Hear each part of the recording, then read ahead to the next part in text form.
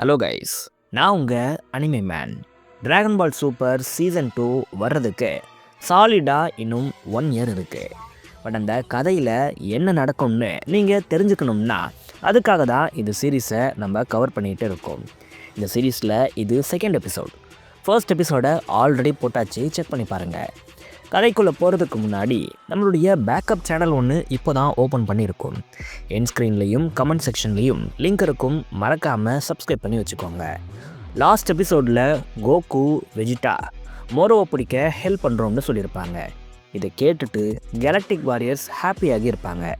இப்படி ஒரு விஷயம் நடந்ததால் கேலக்டிக் கிங் இவங்களை டீமில் சேர்த்துக்கிறதுக்கான உரையை வாசிக்கிறாரு. இதில் இவர் நிறைய விஷயங்களை சொல்கிறாரு. பட் மேட்டர் என்னென்னா, வெஜிட்டா கோகு பெர்மனண்ட்டாக இந்த பேட்ரோலில் இருக்க போகிறது இல்லையா. மோரோவை பிடிக்கிற வரைக்கும் இவங்க ஒரு ஸ்பெஷல் ஏஜெண்ட்டாக ஒர்க் பண்ணுவாங்கங்கிற மாதிரி சொல்கிறாரு. அப்புறம் கோகு வெஜிட்டாக்கு சில ரூல்ஸ் அண்ட் ரெகுலேஷன்ஸ் எல்லாம் சொல்லப்படுது. அதாவது வெஜிட்டா கோகு எப்போவுமே கேலக்டிக் பேட்ரோல் பற்றி தப்பாக பேசவே கூடாதுன்னு சொல்லப்படுது. இந்த ரூலில் கோகு மீறமாட்டான், ஏன்னா அவன் நல்ல கேரக்டராக இருக்கான். பட் அந்த வெஜிட்டா கண்டிப்பாக மீறுவான். அதனால் அவனுக்கு மட்டும் இதை நான் ஸ்ட்ரிக்டாக சொல்கிறேன்னு கேலக்டிக் கிங் சொல்கிறாரு. இப்போது அஃபிஷியலாக கோகு வெஜிட்டா கேலக்டிக் பேட்ரோலில் ஜாயின் பண்ணிட்டாங்க. As per galactic patrol rules அதில் யார் ஜாயின் பண்ணிட்டாலும் அவங்க கொடுக்குற ஆர்மரை போட்டுக்கணும். பட் கோகு வெஜிட்டா அந்த ஆர்மரை பார்த்து கேவலமாக இருக்குன்னு சொல்கிறாங்க. இதெல்லாம் மனுஷன் போடுவானாங்கிற மாதிரி கேட்க ஜாக்கோ வந்துட்டு, என்னடா சொல்கிறீங்க, இது பார்க்க எவ்வளோ அழகாக இருக்குது, இதெல்லாம் போட நீங்கள் கொடுத்து வச்சிருக்கணும்னு சொல்லி மண்டையை கழுவுறாரு. பட் கோகு வெஜிட்டா அதை ரிஜெக்ட் பண்ண இன்னொரு கேலக்டிக் வாரியர் கோகு வெஜிட்டாவுடைய ட்ரெஸ்ஸில் அவங்களுடைய லோகோவை மட்டும் வரைஞ்சிடுறாரு. இதுவே கோகு வெஜிட்டாக்கு சுத்தமாக பிடிக்கல. பட் ஆர்மருக்கு இது எவ்வளவோ பரவாயில்லன்னு இவங்க நினைக்கிறாங்க. திடீர்னு கேலக்டிக் வாரியர்ஸ் எல்லாம் பரபரப்பாக ஓடுறாங்க. வெஜிட்டா கோகு ஷாக் ஆகுறாங்க. அப்போது மெரூஸ் இங்கே என்ன நடக்குதுன்னு கேட்குறாரு. அதுக்கு அந்த மார்க்கோனி பிரதர்ஸ் மறுபடியும் வேலையை ஆரம்பிச்சிட்டாங்கன்னு கேலக்டிக் வாரியர்ஸ் சொல்கிறாங்க. சரி, இதை நானே பார்த்துக்கிறேன்னு மெரூஸ் சொல்லிட்டு கோகு வெஜிட்டாக்கு பாய் சொல்லிட்டு அங்கேருந்து மெரூஸ் கிளம்புறாரு. உடனே வெஜிட்டா, நீ இவ்வளோ ஸ்கில்டான ஆளுன்னு நான் பார்க்கணும், ஸோ நானும் கூட வரேங்கிற மாதிரி சொல்கிறாரு. கோகுவும் நானும் வரேன்னு சொல்கிறாரு. இதுக்கு மெரூஸ் அக்செப்ட் பண்ணி 3 பேரும் அவரோட ஸ்பேஸ்ஷிப்லேயே அந்த மார்க்கோனி பிரதர்ஸை தடுக்க போகிறாங்க. இந்த மார்க்கோனி பிரதர்ஸ் ஒரு பிளானட்டில் ட்ரெயின்ஸை ஹைஜாக் பண்ணிக்கிட்டு இருக்காங்க. இந்த ட்ரெயினில் ஏகப்பட்ட கோல் மாதிரியான விஷயங்கள் இருக்குது. இதை தான் இவனுங்க கடத்திக்கிட்டு போகிறாங்க. இவங்களை அந்த பிளானட்டோடைய போலீஸ் ஸ்டாப் பண்ண பார்க்குறாங்க. பட் அந்த ட்ரெயின் நிற்கிற மாதிரி இல்லை. ட்ரெயின்குள்ளே அந்த ட்ரெயினுடைய டிரைவர்ஸை வேற அடித்து போட்டு கடத்தி வச்சிருக்கிறாங்க இந்த மார்க்கோனி பிரதர்ஸ். அந்த இடத்துக்கு இப்போது கோகு வெஜிட்டா மெரூஸ் வராங்க. இதை அந்த மார்க்கோனி பிரதர்ஸ் நோட் பண்ணுறாங்க. மெரூஸ் அவருடைய ஸ்பேஸ்ஷிப்பை ஓப்பன் பண்ணுறாரு.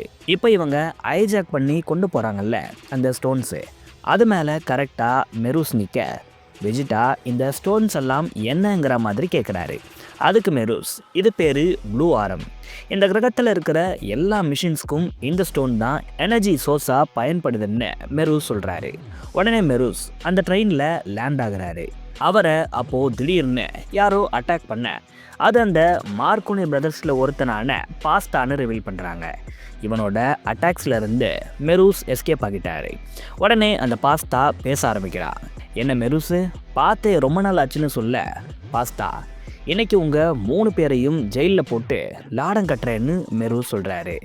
நான் உன் கூட சண்டை போடலாம் வரலப்பா, நலம் விசாரிக்க தான் வந்தேங்கிற மாதிரி பாஸ்தா சொல்லி சமாளிக்கிறாரு. அதுக்கு மெரூஸ், அப்படின்னா உன்னுடைய கன்னை இங்கே தூக்கி போடுன்னு சொல்கிறாரு. பாஸ்தாவும் அவருடைய கன்னை தூக்கி கரெக்டாக ஒரு கம்பார்ட்மெண்ட்டோடைய ஜாயிண்ட்டில் போடுறாரு.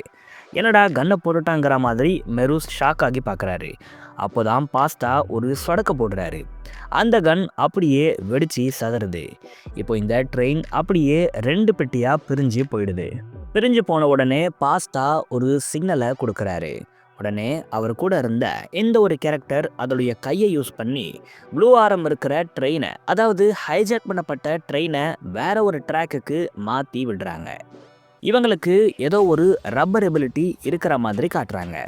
இப்போது மெரூஸ் ஒரு ட்ராக்லேயும் மார்க்கோனி பிரதர்ஸ் ஒரு ட்ராக்லையும் போகிறாங்க. உடனே பாஸ்டா அவருடைய ஷார்ட் கன் ஒன்றை எடுக்கிறாரு. அதை எடுத்து மெரூஸ் இருக்கிற ட்ரெயின் போகிற ட்ராக்கை டேமேஜ் பண்ணிட்டாரு. இதை பார்த்து கோகு வெஜிடாவே ஷாக் ஆகுறாங்க. பரவாயில்லையே, இவன் ரொம்ப டேஞ்சரான ஆள் தான் போலேன்னு நினைக்கிறாங்க. இது எல்லாத்தையும் பார்த்துட்டு இருந்த மெரூஸ் அசால்ட்டாக பறந்து போய் அவர் இருந்த அந்த ட்ரெயினை கையாலேயே ஸ்டாப் பண்ணிட்டாரு. உடனே ஜேக்கோவை கூப்பிட்டுட்டு, இந்த ப்ளூ ஆராமை நீ பார்த்துக்கோ, நான் அவங்கள பார்த்துக்கிறேன்னு சொல்லிட்டு பறந்து போய் அந்த மார்க்கோனி பிரதர்ஸை தடுக்க போகிறாரு. இதை பார்த்துட்டு வெஜிடா ஷாக் ஆகுறாரு. பரவாயில்லையே, இவன் செம்ம ஸ்கில்டான ஃபைட்டராக இருக்கானேன்னு சொல்கிறாரு. மெரூஸ் அந்த ட்ரெயினை ஸ்டாப் பண்ண பார்க்குறாரு. பட் உள்ளே யாருமே இல்லை. ஏன்னா அந்த மார்க்கோனி பிரதர்ஸ் ப்ளூ ஆராமை தூக்கிட்டு வேற ஒரு ஸ்பேஸ்ஷிப்பில் பறந்து போயிட்டாங்க. இதை பார்த்துட்டு அப்படியே மெரூஸ் நிற்கிறாரு. ஆனால் கோகு சும்மா இல்லை. மெரூஸுடைய ஸ்பேஸ்ஷிப்பில் இருந்து மார்க்கோனி பிரதர்ஸுடைய ஸ்பேஸ்ஷிப்க்கு அப்படியே தாவி அவங்கள கேப்சர் பண்ணுறாரு. கோகுவை பார்த்துட்டு பாஸ்தா, அடே யாரா நீ, எங்கேருந்து வந்த, நீயும் அந்த கேலக்டிக் பேட்ரோலில் சேர்ந்தவனா, அதெல்லாம் இருக்கட்டும், உன்னால் எப்படிடா முதல்ல பறக்க முடியுதுங்கிற மாதிரி பல கேள்விகளை ஒரே டைமில் கேட்குறாரு. கோகு அது எதுக்குமே ரிப்ளை பண்ணாமல், யோ மெரூஸு, நான் அவனை பிடிச்சிட்டேன், சீக்கிரம் வாயான்னு சொல்கிறாரு. ஓஹோ சூப்பர் கோகு, நல்ல வேலை பண்ணன்னு மெரூஸ் கோகுவை பாராட்டுறாரு. அப்போ தான் மெரூஸோட கைக்கு ஜூம் இன் வைக்கிறாங்க. பார்த்தா அவர் ஆல்ரெடி பாஸ்டாவுடைய ஸ்பேஸ்ஷிப்பில் இருக்கிற முக்கியமான டூலை எடுத்துகிட்டு இருக்காருன்னு ரிவீல் பண்ணுறாங்க. இப்போது வெஜிடாவுடைய பெர்ஸ்பெக்டிவை நமக்கு காட்டுறாங்க. எல்லாருக்குமே ஆல்ரெடி தெரியும், வெஜிடா ஒரு பேட்டில் நடந்தால் அதை கேர்லெஸ்ஸாக எடுத்துக்க மாட்டார், அதை டீப்பாக ஸ்டடி பண்ணுவார். அதே மாதிரி தான் இங்கே இவர் இந்த பேட்டிலை ஸ்டடி பண்ணுறாரு. அப்போது மெரூஸ் அந்த ஸ்பேஸ்ஷிப்புடைய டூல்ஸை எடுத்துகிட்டதை வெஜிடா நோட் பண்ணுறாரு. இது மூலமாக வெஜிடா என்ன சொல்ல வர்றாருன்னா, அதாவது இந்த மெரூஸ் ஆல்ரெடி ஸ்பேஸ்ஷிப்பை ஸ்டாப் பண்ணிட்டான், இந்த டூல் இல்லைன்னா பாஸ்டாவால் ரொம்ப தூரம் போக முடியாது. ஸோ கோகு பாஸ்டாவை கேப்சர் பண்ணலைனாலும் மெரூஸ் ஈஸியாக இவங்களை பிடிச்சிருப்பான்னு சொல்கிறாரு. இப்போது வெஜிடாவை ஷாக் ஆக்கின விஷயம் என்னென்னா, இவனால் ஒரே டைமில் பீப்புள்ஸையும் காப்பாற்ற முடியுது, எனிமீஸையும் கேட்ச் பண்ண முடியுது. இது எல்லாத்தையும் இவன் ஒரே நிமிஷத்துக்குள்ளே பண்ணிட்டான். பட் இது இவன் ட்ரூ பொட்டன்ஷியல் இல்லை, இவன் எதையோ மறைக்கிறான்னு வெஜிடா யோசிக்கிறாரு. ஒன்றும் இல்லை, இந்த மெரூஸுங்கிற கேரக்டருக்கு கொஞ்சம் ஹைப்பை ஏற்றுறாங்க, அவ்வளோதான். ஏத்தன ஹைப் ஒர்த்தான்னு போக போக தெரியும். அடுத்து இந்த மார்க்கோனி பிரதர்ஸை ஜெயிலில் போட்டாங்க. எங்ககிட்ட மோதுனா உங்களுக்கு இதுதாண்டா கதின்னு நம்ம ஜாக்கோ சொல்லிக்கிட்டு இருக்காரு. அவனுங்களை என்னமோ நீயே பிடிச்ச மாதிரி பில்டப் கொடுக்குறியன்னு கோகு கேட்குறாரு. வெஜிடாக்கு ஒரு பக்கம் மண்டை வெடிக்குது. இவன் ஏன் அவனுடைய பவர்ஸை மறைக்கிறான்னு யோசிச்சுக்கிட்டே இருக்காரு. ஒரு கட்டத்துக்கு மேலே கடுப்பாகி வெஜிடாவே போய் மெரூஸ் கிட்டே கேட்டுடுறாரு. தம்பி மெரூஸு, நீ நினச்சிருந்தா இந்த மார்க்கோனி பிரதர்ஸையும் சீக்கிரம் கேப்சர் பண்ணியிருக்கலாம், பீப்புள்ஸையும் இன்னும் சீக்கிரமாகவே சேவ் பண்ணியிருக்கலாம். ஆனால் அப்படி இருந்தும் நீ ஸ்லோவாக தான் செயல்பட்ட. இதெல்லாம் யார் கண்டுபிடிக்க போகிறான்னு நீ நினச்சிருக்கலாம். ஆனால் என் கண்ணில் இருந்து நீ தப்பவே முடியாது, சொல்லு அதுக்கு என்ன காரணம்னு வெஜிடா கேட்குறாரு. உடனே மெரூஸ், ஓ நீ நோட் பண்ணிட்டியா, அது வேற ஒன்றும் இல்லை, எனக்கு அவங்களுடைய ஸ்பேஸ்ஷிப்பை கேப்சர் பண்ணணும்னு தோணுச்சு, என்னால் ஈஸியாக அவங்கள அட்டாக் பண்ணியிருக்க முடியும். பட் அந்த ஸ்பேஸ்ஷிப்காக தான் அவங்கள கொஞ்சம் ஆட விட்டேன், அவ்வளோதான். அதுக்காக நான் என் பவர்ஸை ஹைட் பண்ணுறேன்னெல்லாம் நீ சொல்லாதன்னு மெரூஸ் சொல்கிறாரு. அப்போ நான் மோரோவை நீ நினச்சா ஒரே ஆளாக கேப்சர் பண்ணிடுவியான்னு வெஜிடா கேட்குறாரு. நான் பவர்ஃபுல் தான், ஆனால் அந்தளவுக்கு பவர்ஃபுல் இல்லை, மோரோவுடைய பவர்ஸ்க்கு லிமிட்டே இல்லை. நம்ம எல்லாரும் ஒன்று சேர்ந்து அவனை அட்டாக் பண்ணால் கூட அவன் ஈஸியாக நம்ம எல்லாரையும் கொன்னுடுவான்னு மெரூஸ் சொல்கிறாரு. உடனே கோகு, இந்த மோரோ பவர்ஸ்க்கு லிமிட்டே இல்லைன்னு நீ சொல்கிற, அப்படின்னா அவன் டே பை டே பவர்ஃபுல்லாக மாறிக்கிட்டே போகிறானா என்னன்னு கேட்குறாரு. அதுக்கு மெரூஸ், சரியாக சொன்ன கோகு, மோரோ அவனுடைய பவர்ஸை அதிகமாக்கிக்கிட்டே தான் போகிறான், அதனால தான் அவனை நம்ம சீக்கிரமாக பிடிக்கணும்னு நான் சொல்கிறேன்னு சொல்ல, சடனாக ஒரு இடத்துல இருந்து ரிப்போர்ட் வருது. அது என்ன ரிப்போர்ட்னு எல்லாருமே பதற, அது ஒரு லொக்கேஷன் ரிப்போர்ட்டாக இருக்குது. இது யாரோட லொக்கேஷன் நினைக்கிறீங்க? எஸ், மோரோவுடைய லொக்கேஷனை தான் இப்போ இந்த கேலக்டிக் பேட்ரோல் கண்டுபிடிச்சிருக்காங்க. இதை கேட்ட உடனே வெஜிடா கோகுக்கு செம ஷாக். அந்த ஓவர் பவர்டான மான்ஸ்டர் யாராக தான் இருக்கும்னு பார்க்க இவங்க ஆவலாக இருக்காங்க.